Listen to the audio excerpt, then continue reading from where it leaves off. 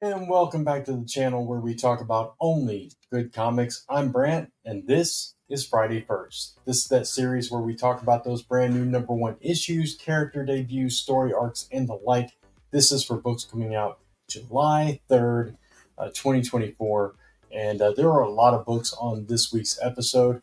I have a few recaps to do and some other most anticipated to share. No preambles this week, so let's just jump right into those recaps from the books last week. So I've only got to read four of them so far. The first one I'm going to talk about is Giant Sized Little Marvels. This is by Scotty Young with art by Dax Gordine. I'm not sure how to pronounce it. But anyway, this was a fun book. It had a bunch of short stories, uh, humorous in tone and all of that about these little versions. One was about um, Captain America wanting to do a play reenacting his life story, and all the other characters getting disillusioned with that and kind of locking him out of the treehouse and stuff like that. And then there's one with the villains. There's one where Doctor Doom won't be referred to as a doctor. He's listed under Victor, stuff like that. Just fun, goofy, like comic strip like stuff with gorgeous art style in these like mini chibi versions of the Marvel characters. I actually really enjoyed it. There was one that I'll reference in a minute when I talk about the next book, where Rocket and Groot are in search for the Death Stone, which ends up not being what they're looking for. So it was a really comical thing, kind of a classic sitcom kind of thing to do. So it was fun. But I enjoyed the book. Um, Again, it was just one of those things that you just sat down and had fun with and didn't have to think too hard about it. Next up is the Thanos Annual. This is the kickoff to the Infinity Watch event. And this is what I was talking about. The Death Stone is at the center of this book. So the timing of releasing these both and having that Death Stone story with Rocket and Groot in there was fun. And it was like, okay, it's playing into everything else that's coming, which is a fun way to kind of introduce you to that, especially because I read them in this order. So I already had that kind of fun aside with it. But this is kicking off this collection of the stones once again. Another one of those, one shot annual type books that tie into a cohesive story. They did this with the Infinity Gems before when they uh, made them into these hosts of like, is it Time Breaker, Star, Quantum, etc. In the last one. So now we're continuing that as Thanos has contained death within a new Infinity Stone called the Death Stone. But now he's getting the itch because the Death Stone won't cooperate with him, won't kill anybody. So he can't use it as it's meant to be used. So he thinks by gathering the rest of the stones he can do that. Then he discovers, of course, that they are in people and sets about to find all these people and bring them together and extract the stones once again. But things don't go quite his way. And as the stone bearers come together, they present more of a problem for Thanos than he realizes.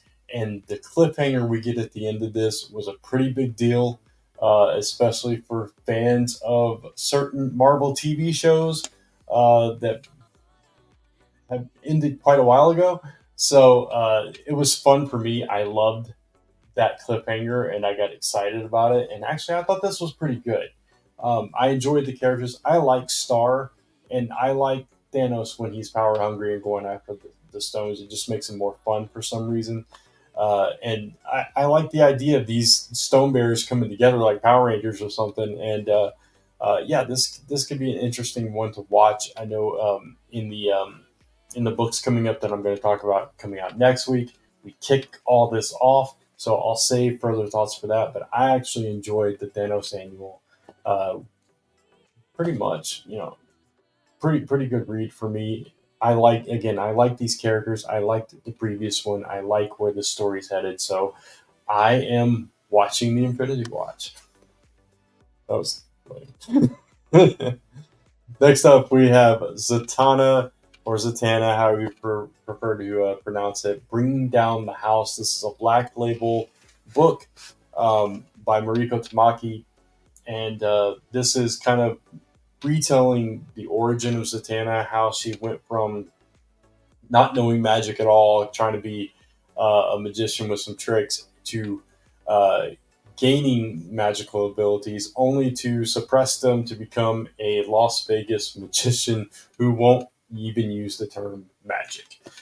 This was a fun first issue. We get this flashback to where she's a younger girl trying to impress her friends with her magic tricks, but she can't quite nail them down. So she approaches her father and tries to learn real magic. Something we're hinted at something really tragic possibly happening, which then fast forward, she's a Vegas act doing free shows if you get a water park pass, and something is just not quite right. And there's this audience member that keeps showing up, and from there things take a turn. I don't want to spoil it too much, but from there things take it to a turn, and kicks off what we're going to learn about Satanic going forward and what her future might be in this version of her story. And I thought I love the art. I think the art matched the more slice of life, boiled down story that we were telling here. It was really beautiful. It just had a vibe all of its own. And Zatanna, I really like her character, especially when she's written well. And I felt like this really got to the core of kind of her personality and who she is, even though we haven't seen the best of her yet. These are those early days. It reminded me of like a Kate Bishop story as she's coming up. Very similar vibes in that way. So that's what I appreciated about it. And Mariko Tamaki does a great job with those type of characters, kind of boiling them down to those origin stories. We've seen it with Supergirl. We see it here. I thought this was a fantastic first issue, and I can't wait to read the next one. I'm glad I picked this one up. And finally, we have Absolute Power Ground Zero, issue one. Obviously, a one shot leading into the series coming starting next week that we've been building up to for months throughout all the DC books. This presented a couple of stories. They were cohesive. They tied together. But the first one was about Dreamer, and we've seen her like in the build up to this point where she's being forced to work with Amanda Waller because she has her family captive, and she has to kind of go after somebody that's important to her and who this person feels is important to them until this moment. And there's like this really big, intense, emotional blow up between the two as this is revealed. And the stakes were very high. I don't want to spoil this, but it was pretty intense, and it plays into stuff that's been going on for the past several months as well. And then we get another character that is under the employ of Amanda Waller that is kind of forced to do her bidding to um, kind of actually there are three stories to kind of bring the failsafe body back to life, and so now we know how that happened, and that led into what ties into the House of Brainiac and the aftermath of that, as this Queen Brainiac character comes to be in uh, Amanda Waller's thrall, and we understand after reading this book how that could possibly happen. And it's really interesting the route that Amanda Waller took and the depths that she will sink to turn the tide in her favor. I thought this was a really great read, fantastic art throughout the book, a couple of different art styles, but I thought it was really nice art that fit each story. And this was just a really great prelude to this event that I feel is going to be a huge event that's going to have repercussions on the entire DC universe and specific characters in the aftermath. So, really excited about that, but I really enjoyed this book. And that is all the recaps I have. It's only number one issues I've read thus far from this week. So let's jump right in to next week's books. All right, first up, we have All the Things We Didn't Do Last Night, issue one. This is from Image Comics, and this collects a three-part story from Image's 30th anniversary anthology. I did not read this story. I read the first issue of that Image thing, but I didn't continue on with that. But apparently, this was a three-part story in that, and this collects it. I have not read this story, so this is brand new to me. But the premise here, and it's from the creator behind Crave, Luna, and Porcelain. Crave wasn't really my thing, but I did appreciate what it was. So that kind of it's going to be the same art style here, same kind of storytelling, but totally different story. So in this story, you have two people I believe they're on a date, but you have a young historian who's become a jewel thief, and then you have a hitman who is tired of his bosses. These two have a meet cute, and then they see each other commit crimes, and whatever ensues from there. So that sounds interesting to me. I think it could be a fun book to read. You have these two criminals that see each other at their absolute worst, and it's like, I mean, kindred spirits a little bit, much different ways. Can this enhance their relationship possibly, or will this push them apart? It could be really interesting to explore. So I'm going to give this one a possibly good because I'm curious about this one. I want to see what it has in store. Next up, we have Thundercats Cheetara issue number one. This is the first ever solo series for Cheetara, and it's spinning out of the Thundercats ongoing series, which I am still reading. It's not my favorite book, but I do still enjoy it, and I think it has gotten a little bit better than the way it started. But this particular book focuses completely on Cheetara. This takes you back to before the destruction of Thundera, before they escaped and came to the planet that they're on, which I guess it's a version of Earth. I don't remember actually. But yeah, so she's a young woman, as it says here, wrapped in a stifling life of Thunderian nobility, a young woman with secrets. So those secrets will be revealed. This is by Sue Lee, who's done Disney villains Maleficent, Carmilla the First Vampire, and other works, I'm sure. But those are the notable ones that they point out here. So that could be and we also have artist Domenico Carbone. So yeah, I think this one could be a fun story. We don't often get to explore like the past of these individual characters within Thundercats, so I'm looking forward to checking this one out, and I'm going to give this one a potentially good. Next, we have Moon Knight Fist of Konshu number 0.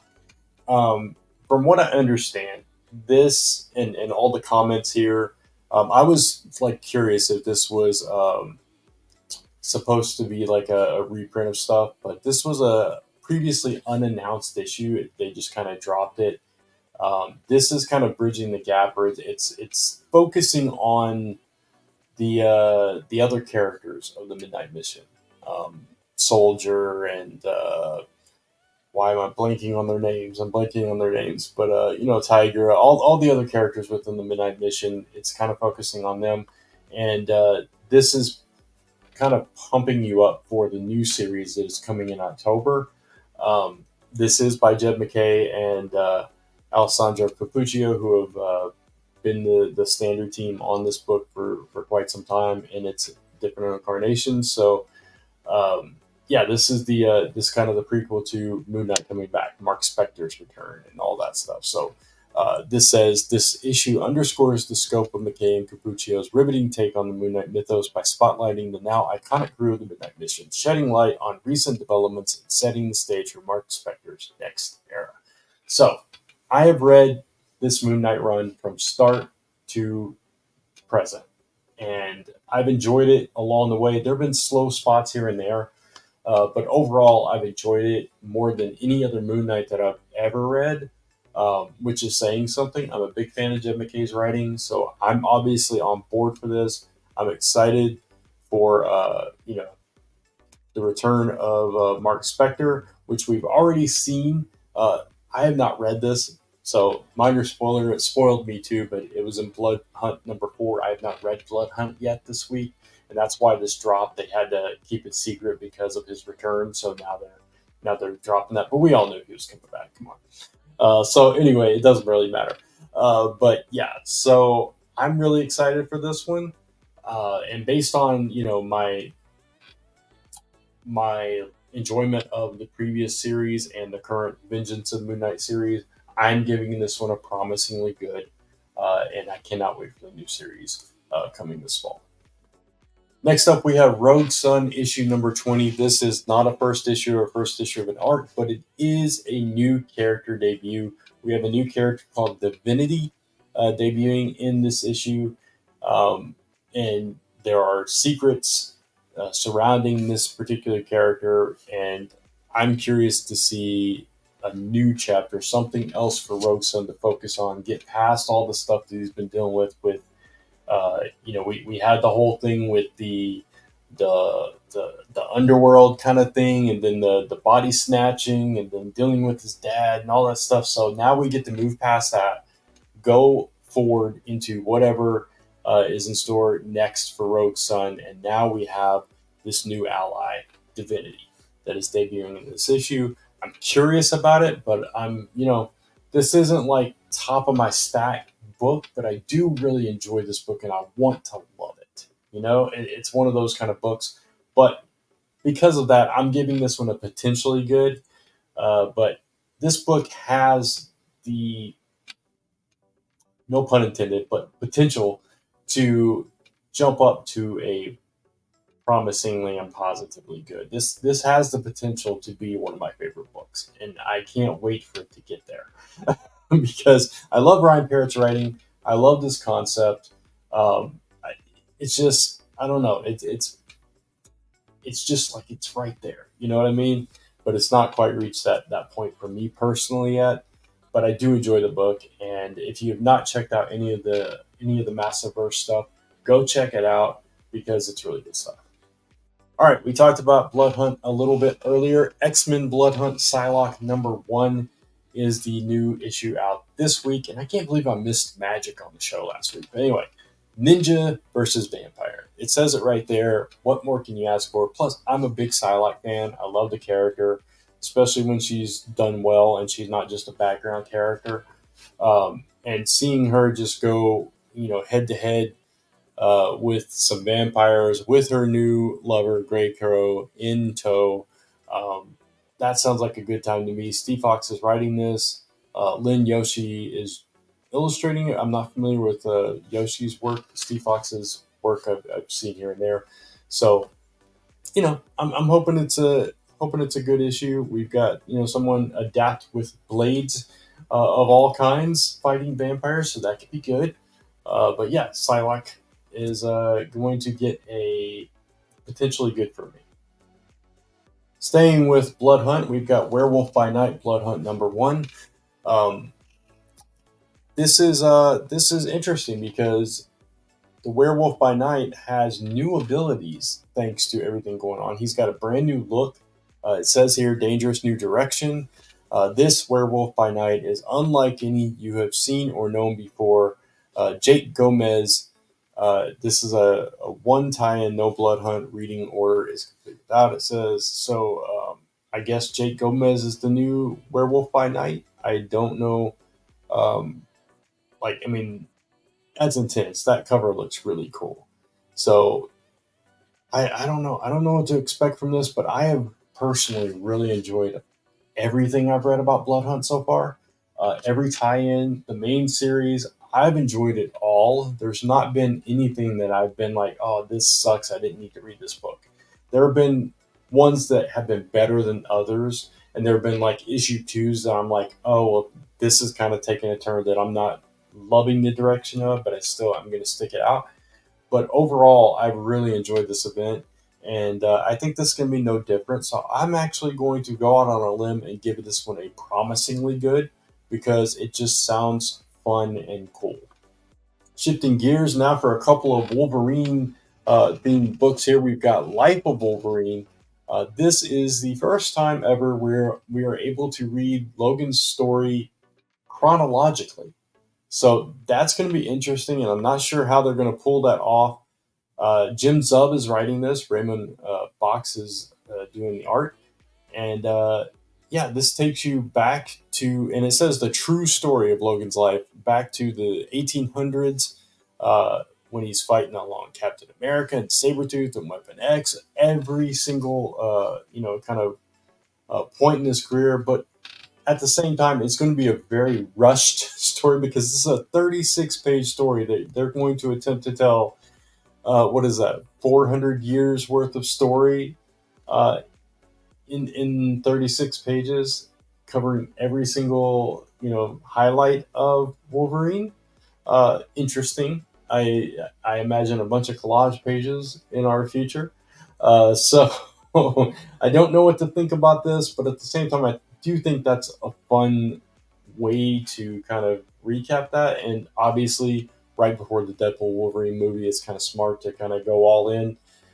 But I'm going to give it a potentially good just because I don't know how they're going to be able to pull that off and it still be an entertaining read and not just a slug to get through a bunch of collages and captions. So we'll see how they play it out.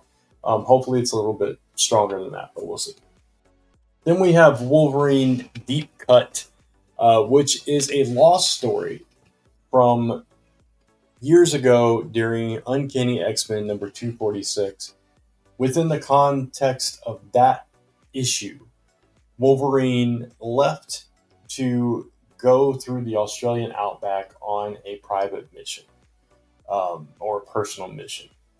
That mission supposedly was never revealed, never seen. We don't know what that mission actually entailed until now. So this book, which is a 28-page story by Chris Claremont with art by Edgar Salazar, is going to tell the tale of what exactly happened in that story. Also, it reveals just what happened, just what Wolverine got up to before his classic battle with the Reavers. So we're going to see that right in this book, what happened right before that instance. So if you remember that story where Wolverine fought the Reavers, this takes place right there. So I don't remember this a long time ago. It's been a while since I've refreshed my X books. But I think that's an interesting idea. So we've seen all these nostalgic series. We've seen these untold tales of these characters and that kind of thing. We've all seen that before, which I think is fine and that's fun. And some of them are good, some of them not so much. But I like taking something like this where we don't know what happened to the character and kind of just telling us, making up this story that kind of fits in that little pocket. And because that, I don't know, that makes it more interesting now. And so now you can place this with between 246 and 247 in your collection. You've got a complete story. You can see that chronological leap. And I kind of like that. It's kind of the way that when you have an event and a story continues off into a tie-in, but it's like if that tie-in never existed, so you don't know where they went or what they did, you're just told about it later, like the aftermath of it. But this is like years later getting to see that tie-in. So I think that's a cool way to do it.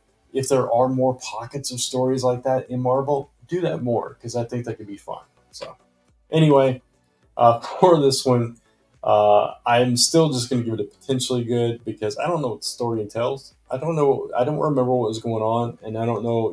It is Chris Claremont writing, so it's probably going to be solid. But I'm just going to be, tentative and or not tentative, trepidatious, hesitant, whatever you want to call it, and give this one a potentially good.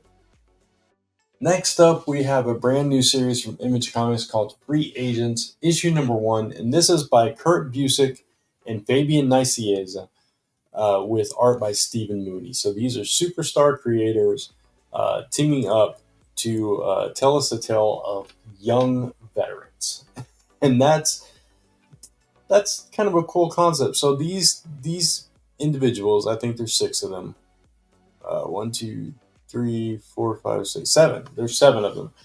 These individuals survived an intergalactic war when they were young, and now it says they fought every day of their existence and won a terrible victory.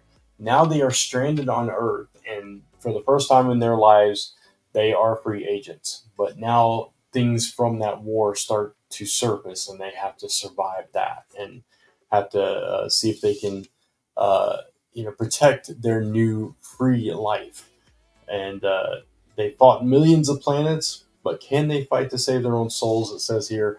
Superstar, again, creative team here. Interesting concept. These characters, Salvo, Pike, Katari, Shakti, Ridge, Murad, and Chalice, they've been through it at a young age, and now they still have to fight for their freedom once again. So, very interesting concept. Really excited about this, actually. Um, excuse me. So, I'm going to give this one a promisingly good just because of everybody involved. Sounds like something that I would read, something that I would enjoy, something that I would probably write. As a matter of fact, it's kind of a concept that appeals to me, and I wish I thought of it first, but we'll see. Next, we have Public Domain issue number 6. This is the first issue of the second arc of the series. Now, we know coming up that the Domain comic is going to actually be a comic.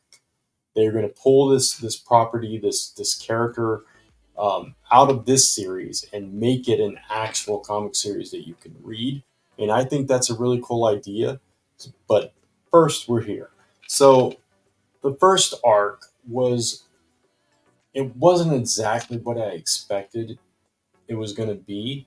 And it was a little bit of a slow burn, and it was a little bit uh, too real, I guess, and a little hard to get into in that way. But it was one of those books that I couldn't let go of.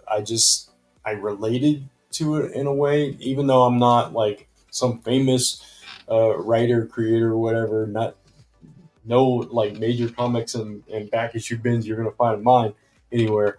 But as a comic creator, I kind of related to that side of it, and I thought it was an interesting exploration of the comic creator, and especially those golden age comic creators that didn't have the proper foresight and legal knowledge or legal counsel to make better deals and kind of get everything in a row where they could be compensated for the creations. And I thought it was an interesting way to handle that. So now we are here where they have decided to create a new version of Domain for a new generation. They can't continue those old stories, but they can create something new. So now here we are, and we are going to get this new characters involved. This British guy, Carter Dusk, comes. Nobody knows who he is, but it's his first appearance, so you better buy this issue. This is the character they're going to introduce. They're going to debut, and I assume this is the character and this is the version of Domain that we're going to see pulled out, or it could be the original. I don't really know what they're going to do with this, but because of that Domain series, and maybe I'm not describing this correctly if you've not read the book, um, and I'll backtrack and go back to that in a second, but that Domain series makes me more interested in reading the second arc of this series. So basically, the first arc of this series was surrounding an older comic creator who did not have the rights to his creation. And so the larger company, say a Marvel or a DC, owned the rights. They were getting all the money from the movies and the toys and all this stuff. And this guy he didn't care about any of that. He just wanted to create the comics. But his son had other ideas. His son was mad that their life was crappy, that all this wealth and fame and fortune could have been theirs had his dad protected his creation, right? So it was that kind of thing. He was mad about that. So again, playing into reality where families of these creators who have passed on kind of want to get the benefits of what, and justly so. I'm just saying that that's the comparison, and that's what the first arc was about. So ultimately, I don't remember exactly how it ended, but I think the deal was they had found some document that proved ownership, so they could own a part of it, but not the whole thing. So they have to create new comics, and then the dad got what he wanted, which was creating new comics with his sons. That's what his dream was, to pass it down, to make a better life that way. He didn't care about any of the other stuff. He just cared about the love of comics, which again, something to relate to here.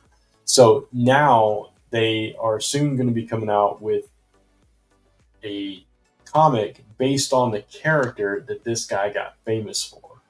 And I'm assuming that this is the lead up to that debut. So, anyway, I'm excited about this going forward, and I'm going to check this one out. But for this particular book, after that long winded explanation, I'm going to give this one a promisingly good. And if you haven't checked it out, check it out. Give it a couple of issues, see what you think. It's Chip Zdarsky. If you're a fan, check it out. Circling back to the Infinity Watch, Amazing Spider-Man Annual #1 kicks this off as the Time Stone Bearer, aka Overtime, takes on Spider-Man. It's time travel versus Spidey sense. So the Infinity Watch is, off to a start here, and the Death Stone Bearer has arrived. That is the cliffhanger from the Thanos Annual, and now we are continuing that here. And I'm excited about this character, so I'm definitely psyched about this. We got Sarah Pichelli doing some art in this as well. Bron Lim is on art tours also, so because I think there's multiple stories going on in this, so I'm cautiously optimistic about this story. So I'm going to give this one a promisingly good based on my enjoyment of the Thanos Annual. And I'm just really curious to see what's going to happen with the Infinity Watch. And I'm assuming that is referring to those stone bearers. So I'm really curious to see what they do with those characters. Next, we have Spider-Man Reign 2, issue #1. This is the sequel to a story that happened 15 years ago, maybe. It was around 2008, maybe a little bit earlier, maybe 2007, where it told the story of Peter Parker years in the future. I don't remember the exact time period, but he was an old man. Mary Jane had passed away. J. Jonah Jameson was walking around with a walker. So Peter was all alone, and he hadn't been a photographer or a superhero in years. There was this regime called the Reign, like a super police force that had taken over the city. They created this web that contained the city in kind of a dome. Superheroes were run out, so there are no superheroes left. And an old, decrepit Peter Parker had to don the mask one more time at the prompting of Triple J to kind of fight the power, basically. And that's kind of what happened. They ended up letting the Sinister Six out, which they redubbed the Sinner Six. And he fought against them. He fought against Venom. And, then it ended with, Peter back in the red and blue and a hero back in New York. Very old hero, but a hero nonetheless. So now, all these years later, here we are with this sequel, Spider-Man Reign 2, as we return, and there's a brand new Black Cat on the scene. And Peter Parker's still going around, and also we get to see what happened to Miles Morales in this sequel. So it could be very interesting, very fun story to tell. So I am giving this one I'm going to give it a promisingly good, just because I think it can be really curious to see what's going on with Miles Morales in this reality, and also to see like who this new Black Cat is, where Peter Parker is in relation to the first series, kind of how the writing style for this era for this version of Pure has changed in the past 15 or so years. It can be fun. Next, we have Annihilation 2099, issue number one. This is taking that Annihilation name from that very popular story by uh, God, their names are slipping my memory at this moment, but there was a couple of big Annihilation stories. The first one was better than the second one. But anyway, um, to get back to this, we are taking it to the 2099 universe. And in this version of the story, um, this takes place on a remote world that has been destroyed, devastated, and this group of raiders called the Null Set are wreaking havoc. And then this lone dude comes up and and it's revealed that he is the last survivor of Xandar and possibly the last Nova. Don't know anything about him, who he is, if he is like the inheritor of the Nova Corps or what's going on with this character.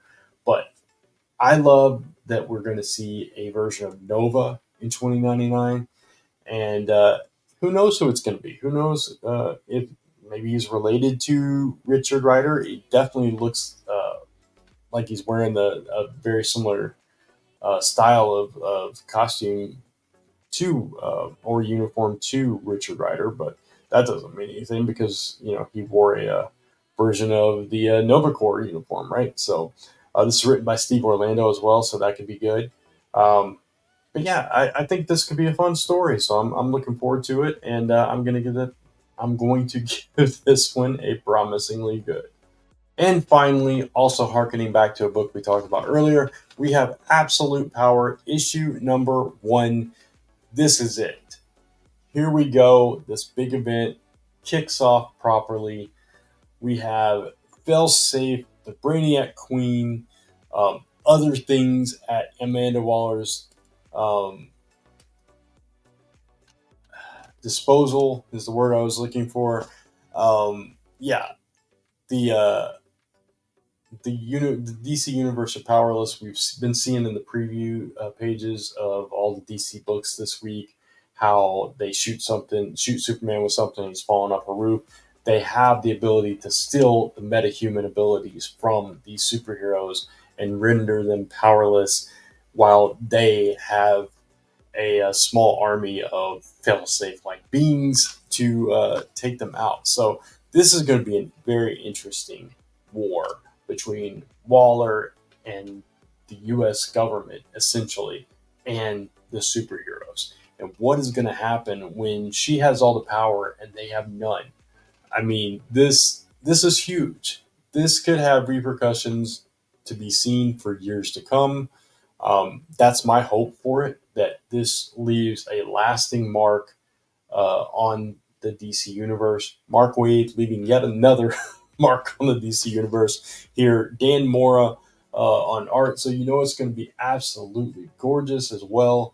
I'm so beyond stoked for this series. So and this event, I can't contain my excitement. Obviously, here this is like the most anticipated event for me in a very long time, and yeah, this is gonna be fun. I'm giving this one a positively good because I just cannot see, based on everything that I've read leading up to this, what I've read in Ground Zero, how this could possibly be anything less than just phenomenal.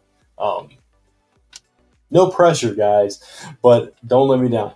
No, so yeah, it's gonna be a fun book. It's gonna be a fun event to follow.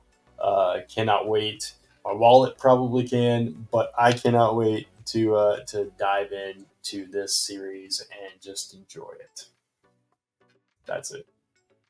And that's it. That's all the anticipated. I mean, I say that's it. Like that wasn't a lot. That was a lot. That was a lot more than I've had in a while. I think. How many books was that? 1, 2, 3, 4, 5, 6, 7, 8, 9, 10, 11, 12, 13, 14. 14 books. So it's going to be a big comic week, and yeah, so much to read. But it doesn't stop there because I have other anticipated books on my list. I've only got a few this time, so I won't keep it too much longer. But let's just go right into those. The first one is Miles Morales Spider-Man, keeping with that blood hunt. Like I said, I'm enjoying it.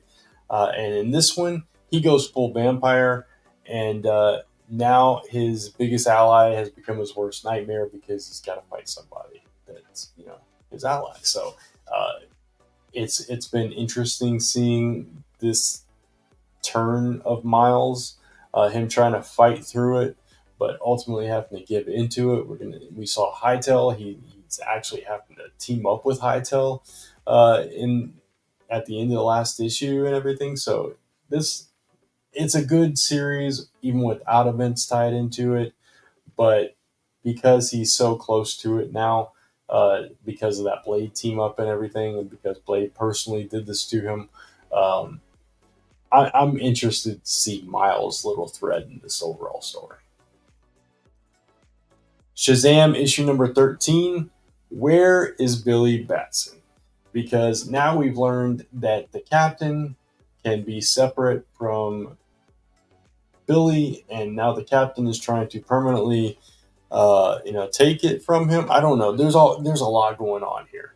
There was a lot going on with his mother and all this stuff from the previous issue, and now Mary and Freddie have hit the road to track him down, but they don't know that he's just hiding right under their noses.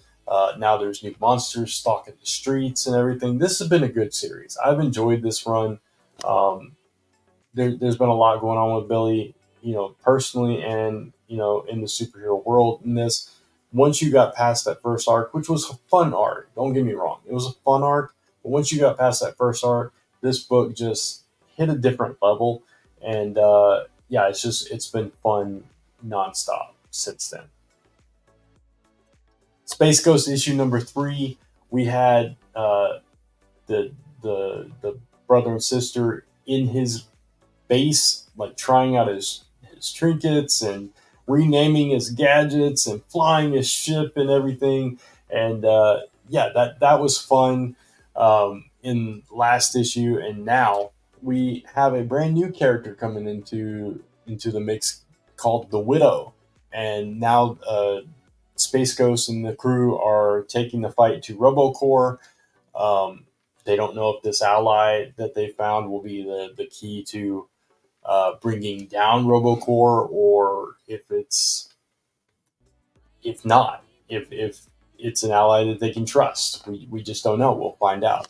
But so far, the series has been really strong. I've really enjoyed this take on Space Ghost, this more serious take on the character, but still with some of the fun injected via the kids and Blip. So I think it's been solid so far, and I can't wait to read this next issue and continue going forward with those series. Next up is a twofer as the Catalyst War continues. It's been a while since this book came out, but we've got issue 29 and 29.5 connecting covers telling both sides of the story. This is the final trial as Nathan and Marshall finally make their decision within this whole thing of which one of them is going to be Radiant Black going forward. So coming out of the Catalyst War, presumably we're going to have one Radiant Black, and it's going to be either Nathan or Marshall. Personally, I'm rooting for Marshall, even though Nathan started out, and then we didn't really get to see Nathan as Radiant Black that much. I think Marshall kind of made it his own. He is what I kind of it's just kind of what I see as Radiant Black. I see Marshall as Radiant Black now, more so than Nathan.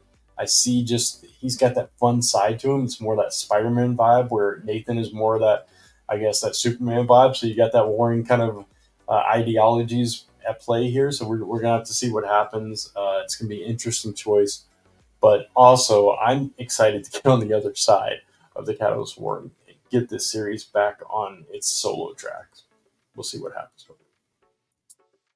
And last but not least, certainly not least, is Scarlet issue number 2. First issue I really enjoyed. we talked about this a little bit on Comic Book Weekly this past week. We had our monthly episode during the summer last week. If you didn't get to check it out, go check it out, cbwpodcast.com. But we talked about this, and Mike and Kat were just, okay about it. But I actually really enjoyed the book. Anytime you throw the Arashikage in, I am there. I like this friendship between Scarlet and Jinx. I like that we got Storm Shadow in this issue as well. I felt like we got Black Widow vibes from Scarlet, and that's what I want from Scarlet. I want Scarlet to be seen as a threat. She's this super spy. She's a kick-A soldier. She, trained in martial arts. She's cool. Scarlet is cool, and she doesn't always get the highlight. It's always, Duke or Snake Eyes or somebody like that. And Scarlet deserves her time in the sun. You know what I mean? So I'm excited about this one. I liked it, and now we have Scarlet going undercover, deep within the clan of the Arashikage to discover this truth.